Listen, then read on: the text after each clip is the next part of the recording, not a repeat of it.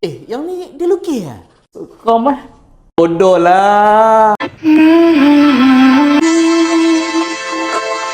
Weh, brother ni okey tak? Taklah, video dia baru FYP dekat aku. Aku tengok konten dia semua lukisan hantu. Aku takut dia ada masalah dalam ni.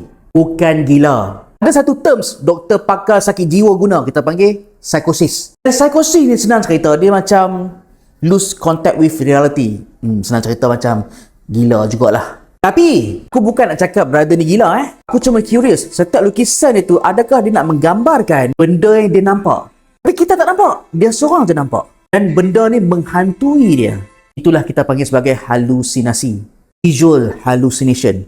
Lukisan ni dia unik sikit tau. Kadang-kadang kita lukis sebab apa yang kita nampak. Contoh kalau hang nak melukis seseorang, hang kena tengok kawan tu, kan? Tapi kan kadang-kadang kita lukis apa yang kita rasa, menggambarkan emosi dari dalam. Contoh macam ni lah. Betul, dengan lukisan saja kita tak boleh diagnose orang tu ada masalah mental. Aku pernah je baca satu jurnal yang mengatakan lukisan seorang tu tak semestinya menggambarkan dia macam tu ataupun emosi dia. Tetapi kalau lukisan dia sama je menggambarkan kesedihan, ni diperlukan assessment yang lebih detail oleh doktor pakar untuk diagnosis penyakit dia. Utamanya budak-budak. Kalau anak kita asyik lukis macam ni, buat macam ni ke, sebagai mak bapak tak rasa pelik ke?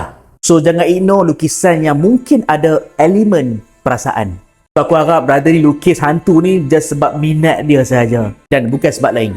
Dan kalau korang ni tengah dalam kekusutan, rabut dengan bos, kos sara hidup naik, kos percutian dekat pulau perhentian naik 70% pula, stresnya. Jangan penang seorang-seorang. Ada suami ada isteri, berbincang elok-elok. Adu masalah, share problem. Sebab memang ada kajian bila kita disclose ataupun kita meluah perasaan dapat mengawal dan membantu emosi. Macam kajian belakang ni ni ada Mass Control Clinical Trial. Ni emosi melibatkan selepas abortion ataupun menggugurkan anak. Gugur kandungan tu boleh kacau emosi tau. Dan kajian lain juga menunjukkan kalau kita kongsi masalah dengan orang lain dapat release stress. Kongsi problem antara emotion regulation therapy. Kat rumah belilah satu aromaterapi macam diffuser. Sebab memang ada kajian aromaterapi dapat menenangkan kepala otak kita ni, at least kurangkan risiko depression, anxiety. Sebab apa? Sebab deria bau ni, yang kuning ni, olfactory bulb, direct kepada sel otak. Deria bau direct kepada sel otak itu neurons. Sebab itulah wangi-wangian terutamanya essential oil dapat menenangkan jiwa.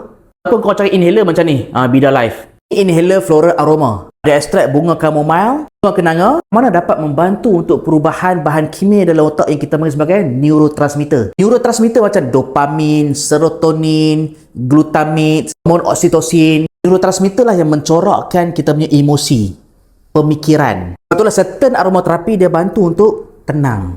Mood reliever kita panggil. Ini salah siapa buat macam ni. Sebab apa tau? Dia ada dua. Satu, ni, boleh jadi inhaler. Dan satu lagi jadi ni, roll on. Kalau rasa stres, serabut dengan bos, nafas, sumbat. Sekali lagi. Dan boleh roll on juga. Wangi. Selamat kata, of course ada lab test. Bebas merkuri, arsenik, lead, tak ada bahan-bahan kimia, tak ada bakteria yang tercemar. Aku ada 3 jenis bau. Yang ni lemon untuk booster. Dan satu lagi ni cengkeh. Cengkeh pun antara boleh tenang juga. Cengkeh ni sebenarnya dia lebih kepada macam kesihatan saluran pernafasan. Tak juga pun cengkeh. Cengkeh lagi padu Tapi apa-apa pun lukisan dia memang padu.